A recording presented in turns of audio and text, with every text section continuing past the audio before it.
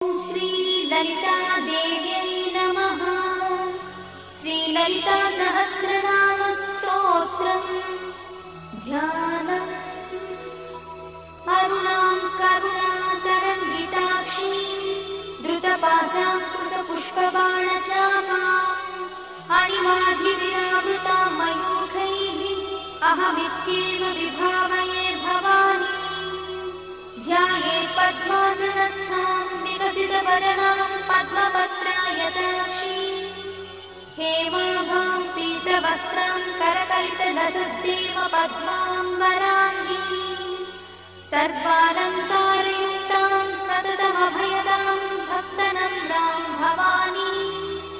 श्रीविद्यां शान्तमूर्तिं सकलसुरक्तां सर्वसम्पत्प्रदात्री श्रीमाता श्रीमहाराज